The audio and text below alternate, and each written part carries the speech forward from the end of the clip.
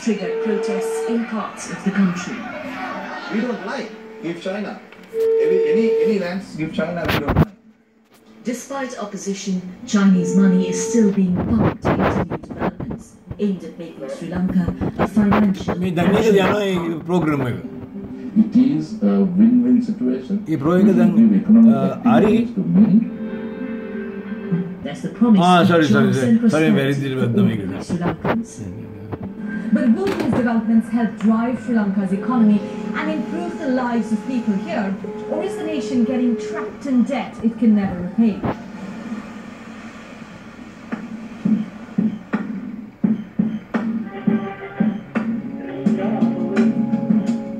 Sri Lanka. This program is BBC. Home to 20 million people, these shores were for centuries ruled by foreign powers. The Dutch, the Portuguese, and the British. Their influence still visible in the architecture and culture. Today Sri Lanka is an independent nation, but there's still one country whose presence here is hard to miss. I guess it's China. Nowadays, I think it's China. Economic sense, I would say it's China. It is, I think, China. And this is one example of how the Asian giant holds sway over Sri Lanka. Hambantota Port.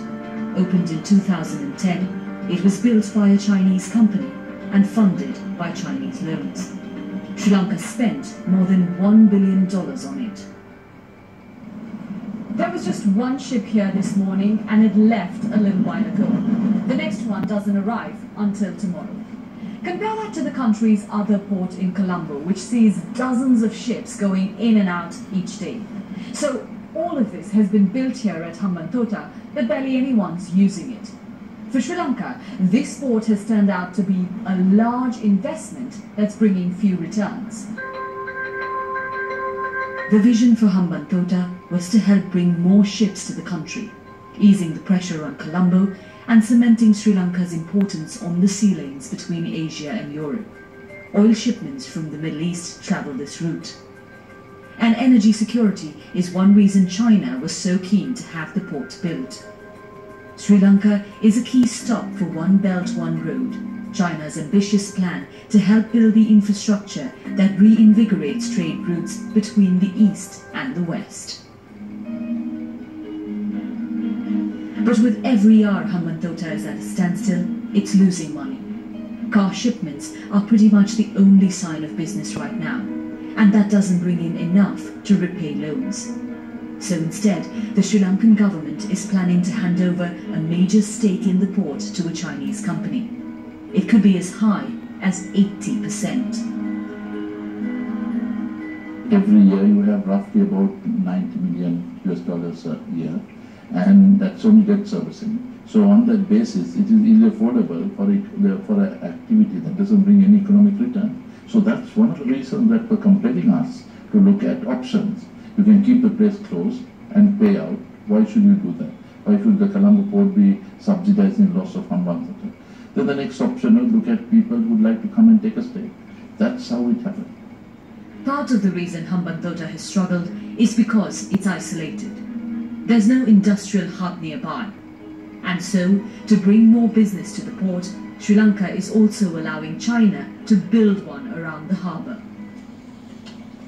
For that, 15,000 acres of land would be bought up. Farms like this one, where workers are ploughing to sow a new rice crop, could make way for factories and offices. The government says people will be compensated for what they lose, but for some, that's not enough. In January, these locals showed just how furious they were about the plans. Dozens who protested were jailed for weeks, which has only deepened the anger. Here in Beragama, villagers are adamant. They don't want to leave, no matter what is offered to them. ඒකේ හොඳ පැත්තකුත් ඇති. ඒ වුණාට ඉතින් We're not against development, but what they are going to do now, it's not beneficial for us. No one here is ready to move. We protested because we want the world to know that we are against the plan. But it might be too late.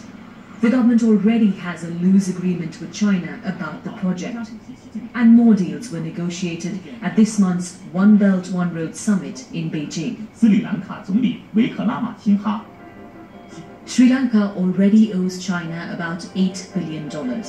That takes its total debt to around $64 billion, which includes loans from organizations like the International Monetary Fund and the World Bank, though they charge lower interest rates than China. Today, a staggering 95% of what the government here earns goes towards debt repayment. And here is one more project that has contributed to that debt mountain: the deserted Mattala Rajapaksa Airport. Opened with plenty of fanfare in 2013, another billion-dollar development funded and built by China. So there isn't a flight taking off from the airport today. Normally, how many times a week do you have a flight taking off from here? Actually, we have a daily flight to Dubai. And Fly Dubai is our scheduled flight operator from this airport. It's go up to Dubai, Colombo, Mattala to Dubai. It's operate daily. Right. It's the only airline that operates. Yes, at the moment that's only airline. Earlier we had some more airlines, but it has limited to the Fly Dubai. So how many passengers do you think roughly a week? Actually, per day we can say about 50 to 75 passengers departing from this airport. The terminal is designed to handle 50 times more traffic than that. Staff here have little to do. Apart from this airport, there are other projects in this area constructed by the Chinese that have turned out to be white elephants for Sri Lanka. Infrastructure that it's spent a lot of money on, but which lies idle most of the time. There's a brand new conference centre and even a cricket stadium that's now sometimes rented out for weddings. All of these were planned and built during the tenure of previous President Mahinda Rajapaksa. He's even got his name on this one. The airport and other projects were built in the area where he stands for election, developments that were aimed to please voters. In 2015, a new government came to power saying they'd reduce Sri Lanka's reliance on China, but financial pressures have forced them to toe the same line. But not all that's China made has been a flop. Roads and expressways are being built all over Sri Lanka. In parts of the country, they've really shortened travel time between towns and cities. And that's helped tourism, a major industry for this country. And sometimes when you look at these smooth roads, these sleek modern highways, it's easy to forget that for nearly 3 decades, Sri Lanka witnessed a very bloody civil war, which only ended 8 years ago. During the conflict, it was hard to find anyone who wanted to invest in the country. So whoever was willing to put in money was welcomed with open arms. There's the immediate near-term benefits of actually having investment infrastructure being built within the country. So things like there will be some local jobs for Sri Lankans, but in the longer term, the bigger upside potentially for Sri Lanka is to really get tapped into this global trade route system that the Chinese are really backing. But some of these investments are quite literally changing the shape of the country.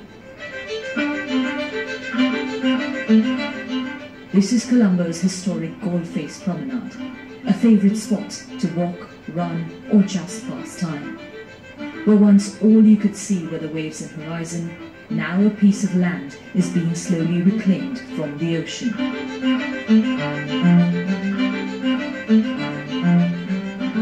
Here, a brand new city is being created off the coast of Colombo. It'll have swanky corporate offices, shiny apartment blocks, parks, malls, and even a marina. All of this is being built by a Chinese state-owned company that's investing about $1.5 billion. But in return for that money, about 2/3 of this new city will be handed over to the firm. So, like the proposed deal at the Hambantota port, China will effectively control another part of Sri Lanka. This is a vision of how Colombo Port City will look by 2040, built as an economic hub for South Asia. The direct benefit would be that will be converted into financial city, and offshore banking will take place, job creation, and making Sri Lanka a financial center instead of getting it going to Dubai and Singapore. And the next is the investment, which will help us to boost exports. Once again, the government has opposition. Aruna Rashanta heads one of the unions here representing fishermen. He shows me where sand was dredged for the foundations of the new city. The project's impact on the environment has been given the all clear by government agencies. But Aruna is not convinced it won't affect the waters where he fishes. And he's also not happy about the growing Chinese influence in his country. We don't like give China. Any lands give China, we don't like. Not only for the China. Any country come take land from the Sri Lanka, we don't like. We don't like. And also, the government, they have to protect our lands. Don't sell. And it's not just Chinese money doing the new construction. Some of it is done with Chinese hands too. Tens of thousands of workers brought here specifically to design and to build. But the developers of Colombo Port City say this is not a case of locals being denied jobs. At the moment, in Sri Lanka as a whole, there's a huge shortage of labor in the construction industry. In fact, through the construction association, they're lobbying with the government to issue work visas for Indian, Bangladeshis, and even Chinese, skilled, semi-skilled, and unskilled laborers to come here because there's a huge shortage. Many Sri Lankans do see benefits from the growing influence of China. This is a Mandarin class at a popular Colombo University. In the languages department, it's the most sought-after course. Hundreds of students in this college alone are learning to read, write, and speak Mandarin. China is doing very many activities with Sri Lanka. Therefore, there are many opportunities for Sri Lanka students who learn Chinese, like interpretations and translations and many activities. So I think learning Chinese is a great advantage. The current situation is in the country is the Chinese is very essential language for us because China is the most powerful country in the world, and their decisions is mainly effective for the whole world. China's bold investments here are being watched closely by other countries, especially by Sri Lanka's neighbour India. Nervous its dominance in the region could be overshadowed. Sri Lanka has been trying to balance its relationship with the two Asian powers, but ultimately it'll go where the money is. We love the Indians to come, we love the Chinese to come, we love the Japanese to come, Koreans or European, we have no problem at all. We need to basically sell ourselves and sell on a consistent, coherent basis and make that economic diplomacy as a selling tool in Sri Lanka. But often that means playing by someone else's rules. Sri Lanka has been pushed into a corner. It has little room to negotiate on the deals it strikes to help its economy and its people. This is a game that's hard to win.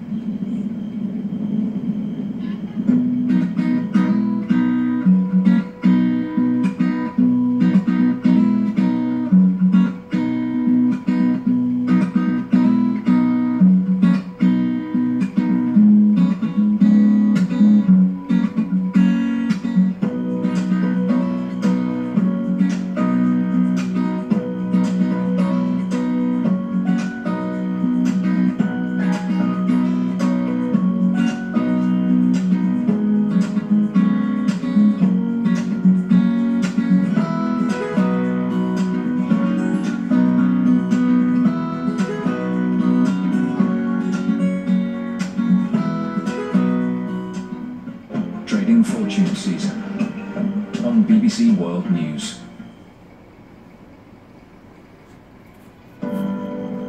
How is your business doing?